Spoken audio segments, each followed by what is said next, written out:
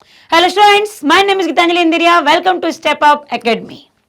जैसा कि मैंने आपसे पिछले वीडियो में बोला था कि तीसरी कसम अभी कंप्लीट नहीं हुई है, क्योंकि तीसरी कसम लेने के बाद क्या क्या होता है चढ़ाव आने वाले, ये भी तो आप देखेंगे। मतलब मैंने आपसे कहा था कि इसका प्रश्न अभ्यास भी तो हमको देखना है, तब जाके ये पार्ट जो है वो हमारा कैसा होने वाला है, तब जाके वो कंप्लीट होगा।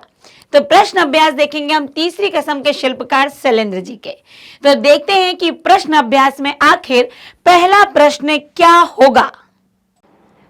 तो यहां पर देखते हैं हम आपके एक मौखिक प्रश्न है, जो कि 1-2 पंक्तियों के अर्थात 2 नंबर के जो आते हैं। तीसरी कसम फिल्म को कौन कौन से पुरस्कारों से सम्मानित किया गया। तो तीसरी कसम फिल्म को बताया गया है कि एक तो किससे हुए थे ये, देखिए लेते हैं। हाँ, राष्ट्रपति के जो स्वर्ण पदक से सम्मानित बंगाल फिल्म जर्नलिस्ट एसोसिएशन द्वारा सर्वश्रेष्ठ फिल्म को पुरस्कार यहाँ पर मिला, और मास्को फिल्म फेस्टिवल में भी यह पुरस्कृत। तो राष्ट्रपति पुरस्कार मिला, राष्ट्रपति स्वर्ण पदक से सम्मानित हुआ, जर्नलिस्ट एसोसिएशन द्वारा सर्वश्रेष्ठ फिल्म को यह पुरस्कृत किया गया, और मास्को फिल्म जो फेस्टिवल है उसमें भी यह पुरस्कृत हुई। शैलेंद्र ने कितनी फिल्में बनाई। तो शैलेंद्र ने अपने जीवन में केवल एक ही फिल्म का निर्माण किया, तीसरी कसम, और यही उनकी पहली व अंतिम फिल्म थी। राज कपूर द्वारा निर्देशित कुछ फिल्मों के नाम बताइए। तो राज कपूर द्वारा मेरा नाम जोकर, अजंता, मैं और मेरा दोस्त, सत्यम शिवम, सुंदरम, संगम, प्रेम रोग। तीसरी कसम फिल्म के नायक और नायिकाओं के नाम बताइए और फिल्म में उन्होंने किन पात्रों का अभिनय किया। तो तीसरी कसम के फिल्म के नायक राज कपूर और नायिका वहीदा रहमान थी, और नायक ने यहाँ पर हीरामन गाड़ीवान का रोल अदा किया, और वहीदा रहमान ने नौटंकी कलाकार हीराबाई का अभिनय किया।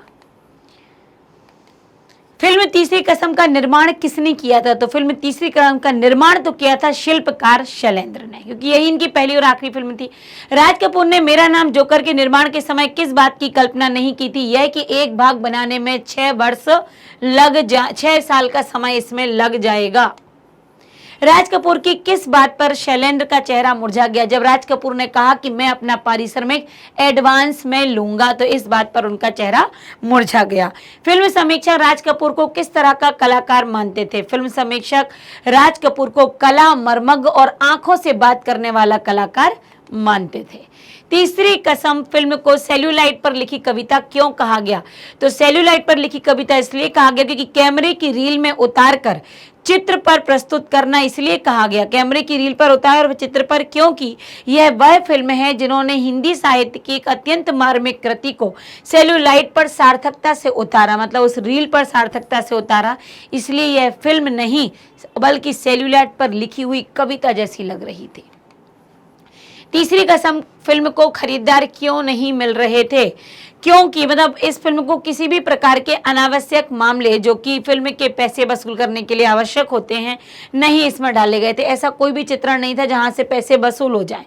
फिल्म वितरक उसके साहित्यिक महत्व और गौरव को नहीं समझ सकते थे, इसलिए उन्होंने उसे खरीदने से इनकार कर दिया। मतलब उसके अंदर अंदरूनी जो खूबियां थी वो उसे कोई समझ नहीं पा रहा था, और उसमें ऐसा कोई तत्व नहीं था जहां से वो पैसा खींच पाए, इसलिए लोग इसे खरीद नहीं रहे थे। शैलेंद्र के अनुसार कलाकार का कर्तव्य क्या है। तो शैलेंद्र के अनुसार कलाकार का कर्तव्य है कि वह उपभोक्ताओं की रुचियों को परिष्कार करने का प्रयत्न करे, उसे दर्शकों की रुचियों की आड़ में सस्तापन या उथलापन नहीं करना है। मतलब ये कि दर्शक को चाहिए इसलिए हम कुछ भी डाल दें, तो ऐसा नहीं। अभिनय में शांत नदी का प्रवाह तथा समुद्र की गहराई होने की छाप छोड़ने की क्षमता होनी चाहिए। मतलब शांत हो लेकिन अंदर कम शब्दों में या शांत में इतने भाव रख जाएं, इतनी बातें कह जाएं कि जैसे कि अंतरतल तक उतर जाए। फिल्मों में त्रासद स्थितियों का चित्रांकन ग्लोरीफाई क्यों कर दिया जाता है। तो फिल्मों में त्रासद स्थितियों का चित्रांकन ग्लोरीफाई किया जाता है, जिससे फिल्म निर्माता दर्शकों का भावनात्मक शोषण कर सके। निर्माता निर्देशक हर दृश्य को दर्शकों की रुचि का बहाना बनाकर महिमा मंडित कर देते हैं। उनके द्वारा खर्च किया गया एक एक पैसा वसूल हो सके और उन्हें सफलता मिल सके। मतलब कुछ ऐसी चीज़ें डाल देते हैं कि उन्हें बहुत अधिक पैसा मिले। दर्शकों की भावनाओं का भी शोषण हो जाता है, कई बार तो ऐसी चीज़ें डल जाती हैं, तो वो सब लोग उसमें डालते हैं। शैलेंद्र ने राज कपूर की भावनाओं को शब्द दिए, इस कथन से आप क्या समझते हैं। मतलब राज कपूर के अंदर जो भावना, जिस प्रकार के वो अपनी भावनाओं को व्यक्त कर पाने के लिए शब्दों का अभाव था। मतलब राज कपूर के पास वो अपनी अंदर की बातों को कह नहीं पाते थे। और शैलेंद्र जी ने ऐसी पिक्चर बनाई कि राज कपूर जी बड़ी कुशलता से, सौंदर्य ढंग से कवि शैलेंद्र जी ने ऐसे रखी कि राज कपूर जो कहना चाहते थे शैलेंद्र ने शब्दों के माध्यम से प्रकट कर दिया। राज कपूर ने अपनी भावनाओं को आंखों के द्वारा व्यक्त करने में तो वो कुशल थे ही, और भावों को गीतों में ढालने का काम शैलेंद्र ने कर दिया। जो बात वो कहना चाहते थे या जो बात इस मूवी में वो कह सकते थे, वो बात शैलेंद्र ने सारी गीतों में ढाल दी। लेखक ने राज कपूर को एशिया का सबसे बड़ा शोमैन कहा है। यहाँ पर शोमैन से क्या तात्पर्य है, क्या समझते हैं? शोमैन का अर्थ है प्रसिद्ध प्रतिनिधि, आकर्षक व्यक्तित्व। ऐसा व्यक्ति जो अपनी कला में निपुण हो, व्यक्तित्व का धनी हो, आकर्षित हो, सब जगह प्रसिद्ध हो। राज कपूर अपने समय के एक महान फिल्मकार थे। एशिया में उनके निर्देशन में अनेक फिल्में प्रदर्शित हुई। उन्हें एशिया का सबसे बड़ा शोमैन इसलिए कहा गया क्योंकि उनकी फिल्में शोमैन से संबंधित सभी मानदंडों पर खरी उतरती थी। वे एक सर्वाधिक लोकप्रिय अभिनेता थे और उनका अभिनय जीवंत था। वो जिस भी पात्र में जाते थे वो पूरे तरीके से उसमें ढलकर वो अपने कार्यों को, अपने डायलॉग्स को बोलते थे। दर्शकों के हृदय पर जो भी वो कहते, जो भी वो अभिनय करते, वो दर्शकों के हृदय पर छा जाता। आप मेरा नाम जोकर में ही देखिए, इतनी वो भी भावों से पूर्ण जो मूवी है, यदि देखते हैं तो कुछ जो चीज़ों को यदि हम भावनाओं में अपने आप में उतारते हैं तो आंखों में लोगों के आंसू आ जाते हैं। दर्शक उनके अभिनय कौशल से प्रभावित होकर उनकी फिल्म को देखना और उसकी सराहना पसंद करते थे। राज कपूर की धूम भारत के बाहर देशों में भी थी। रूस में तो नेहरू के बाद लोग राज कपूर को ही सर्वाधिक जानते थे, तो इसलिए उन्हें जब इतनी प्रसिद्धि की भारत तो बाहर दूसरे देशों में भी लोग उन्हें उतना ही चाहते थे।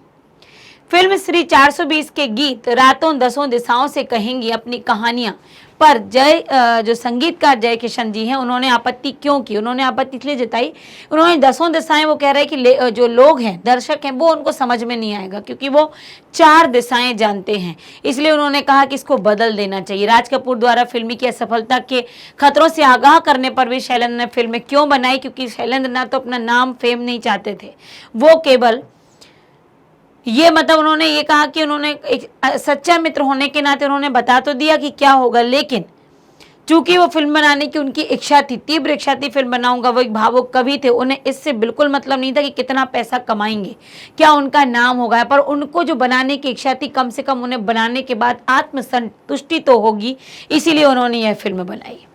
तीसरी कसम में राज कपूर का महिमामय व्यक्तित्व किस तरह हीरामन की आत्मा में उतर गया? तो हीरामन, राज कपूर एक महान कलाकार थे, फिल्म के पात्र के अनुरूप अपने आप को ढाल लेते थे। जब तीसरी कसम फिल्म बनी और उस समय राज कपूर एशिया के सबसे बड़े शोमैन के रूप में स्थापित हो चुके थे, तो तीसरी कसम में राज कपूर का अभिनय चरम सीमा पर था।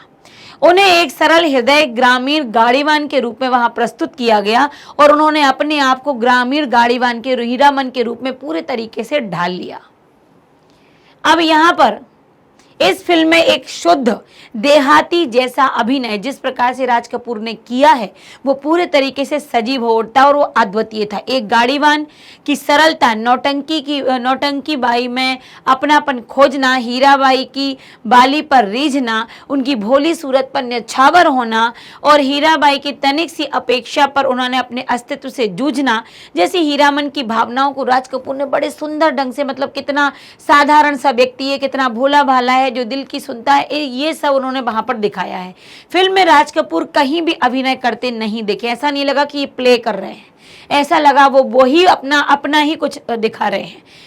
तीसरी कसम मतलब वो पूर्णतः हीरामन ही बन गए। तीसरी कसम में राज कपूर का पूरा व्यक्तित्व जैसे हीरामन की आत्मा में उतर गया था, कहीं पर भी अभिनय नहीं लगा यही हीरामन है, जो कहानी उसका सच्चा हीरामन यही होगा। अब यहाँ से अगला प्रश्न है जो 50 से 60 शब्दों के लिए है। लेखक ने ऐसा क्यों लिखा कि तीसरी कसम ने साहित्य रचना के साथ 100% न्याय किया है? साहित्य की भाषा और साहित्य रचना में फणीश्वर नाथ रेणु की रचना जो है मारे गए गुलफाम पर बनी है। इस फिल्म में मूल कहानी के स्वरूप को बदला नहीं गया, कहानी के रेशे रेशे को बड़ी ही बारीकी से फिल्म में उतारा गया और साहित्य की मूल आत्मा को पूरी तरह सुरक्षित रखा गया। तो फणीश्वर नाथ रेणु कहते हैं ना, पटकथा वहां से ली गई है जो रेणु जी की लिखी हुई थी, तो वो वैसी की वैसी ही साहित्यिक रही, इसलिए इसे साहित्य रचना के साथ 100% न्याय वाली बात कही गई है। शैलेंद्र के गीतों की क्या विशेषताएं थी, अपने शब्दों में लिखिए।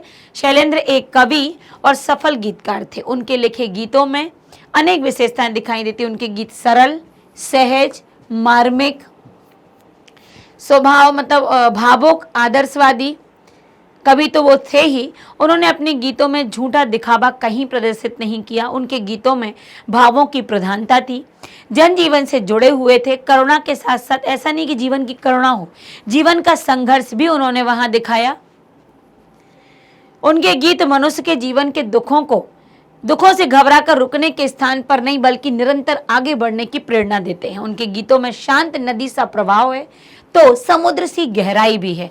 उनके गीत का एक एक शब्द भावनाओं की अभिव्यक्ति से पूर्ण भरा हुआ है। तो ये उनके गीतों की विशेषताएं हैं।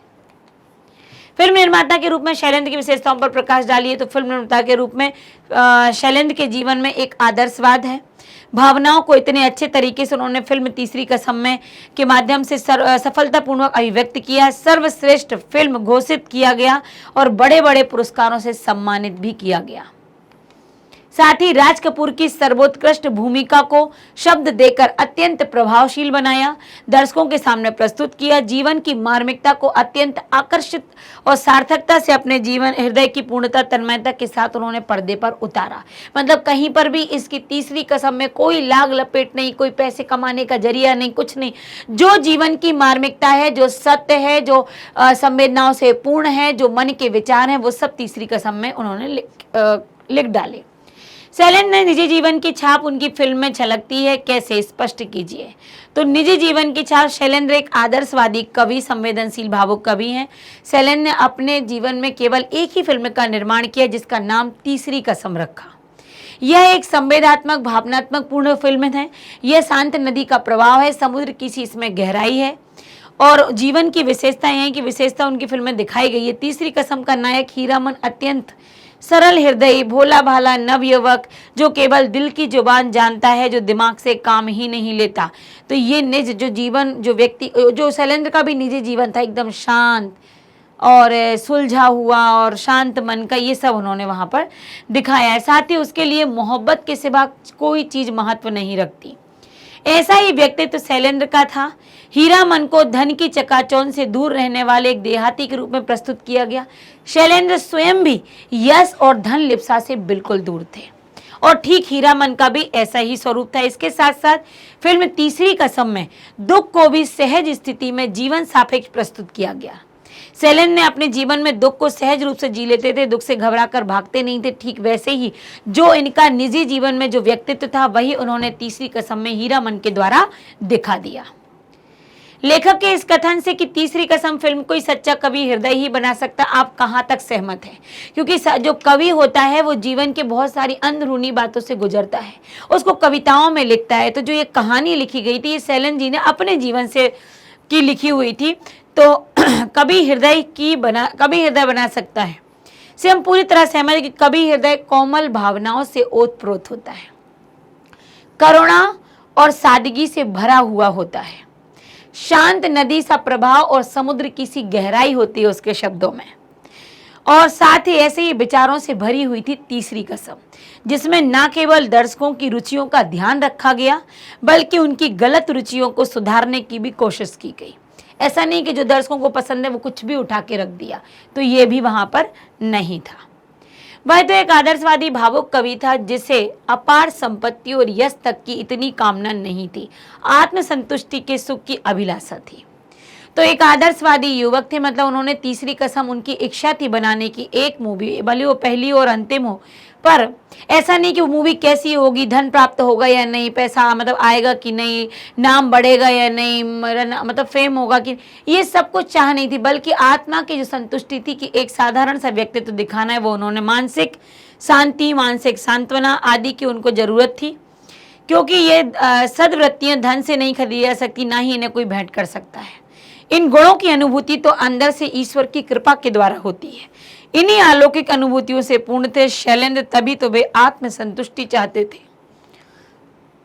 उनका यह दृढ़ मंतव्य था कि दर्शकों की रुचि की आड़ में हमें उथलेपन को उन पर नहीं थोपना चाहिए। कलाकार का यह कर्तव्य भी है कि वह उपभोक्ता की रुचियों का परिष्कार करने का प्रयत्न करे। तो जब कहा गया कि दसों दिशाएं वो बात नहीं समझेगा व्यक्ति, 4 दिशाएं कर दो, तो उन्होंने कहा नहीं, कई बार उसे भी तो परिष्कृत करने दो, उसे भी तो और विस्तार लेने दो, उसकी भी तो हम गलतियों को सुधारने में क्यों परिवर्तित कर दूं, हर जगह उन्हीं का क्यों, कुछ ऐसे भी शब्दों को मैं डालूं। एक आदर्शवादी उच्च कोटि गीतकार कवि हृदय सैलन ने रुचियों की आड़ में कभी भी दर्शकों पर घटिया गीत थोपने का प्रयास नहीं किया। फिल्में आज के दौर में मनोरंजन का एक सशक्त माध्यम है। समाज में हर वर्ग के लोग फिल्में देखते हैं और उनसे प्रभावित होते हैं। आजकल जिस प्रकार की फिल्मों का निर्माण होता है उनमें से अधिकतर उस स्तर की नहीं होती है कि पूरा परिवार एक साथ बैठकर देख पाए। मतलब मूवी को बड़ा चढ़ाकर बताने के लिए और अधिक फेमस हो जाए, हम उसमें कुछ भी लोग डाल देते हैं। और बाकी आज की मूवी है कि एक साथ परिवार वाले बैठ के अगर देख रहे हो तो एक डर बना रहता है कि देख पाएंगे आगे या नहीं। फिल्म निर्माताओं की भांति वे दर्शकों की पसंद का बहाना बनाकर निम्न स्तरीय कला और साहित्य का निर्माण नहीं करना चाहते थे। ये नहीं कि फिल्म को बड़ा चढ़ाकर दिखाना है, पैसा कमाना, कुछ भी डालें। उनका मानना था कलाकार का दायित्व है कि वह दर्शकों की रुचि का परिष्कार करें। उनका लक्ष्य दर्शकों को नए विचारों से अवगत कराना था, नए विचार, मूल विचार, नए विचार प्रदान करना था। व्यथा आदमी को पराजित नहीं करती, दुख आदमी को पराजित नहीं करता, उसे आगे बढ़ने का संकेत देता है, संदेश देता है कि दुख जीवन में आएंगे। पीड़ा, दुख आदि व्यक्ति को कमजोर नहीं बनाते बल्कि आगे बढ़ने के लिए साहस देते हैं, मजबूत बनाते हैं। हर व्यथा आदमी को जीवन की एक नई सीख सिखाती है और नई सीख के साथ वह व्यथा की कोख से ही तो सुख का जन्म होता है। क्योंकि हम जितना दुख ले लें उसके बाद हम मेहनत करते भी जाएं तो जो सुख की प्राप्ति होती है वो वहीं से निकलती है। इसलिए व्यथा के बाद, दुख के बाद अपना आने वाला सुख अधिक सुखकारी होता है। दरअसल इस फिल्म की संवेदना किसी 2 से 4 बनाने वाले की समझ से परे थी। मतलब जो लोग पैसे 2 से 4 कर देते हैं उनके लिए तो जो दर्शक है उनके अनुसार कुछ भी डालते हैं, मूवी बनाते हैं। पर ये जो मूवी थी तीसरी कसम, इसमें इसको पैसे की आवश्यकता नहीं थी, धन का कोई कमाने का कारण नहीं था। इसमें अपने अंदर की भावनाएं व्यक्त करना थी जो कि इसलिए इसे वो लोग नहीं समझ सकते हैं जो पैसे कमाने की लालसा में रहते हैं। उनके गीत भाव प्रवण थे, दुरूह नहीं। तो यहाँ पर सैलन जी की बात की गई है कि सैलन के द्वारा लिखे गए गीत भावनाओं से ओतप्रोत थे। उनके गीत जन सामान्य के लिए लिखे गए थे। गीतों की भाषा सरल, सहज, सरल, क्लिष्ट नहीं थी। तभी तो आज भी उनके द्वारा लिखे गए गीत गुनगुनाए जाते हैं। ऐसा लगता है मानो हृदय को छूकर निकल गए हों।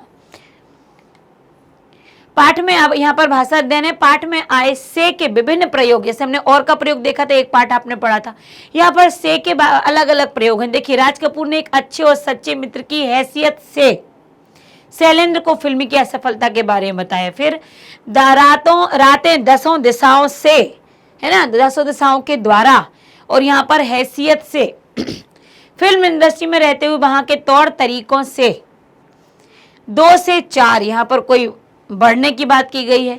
समझ से परे मतलब उससे दूर, दोस्ती से परिचित, यहाँ पर संबंध, तो कई जगह संबंध, दूरी, इनकी भी बात की गई है।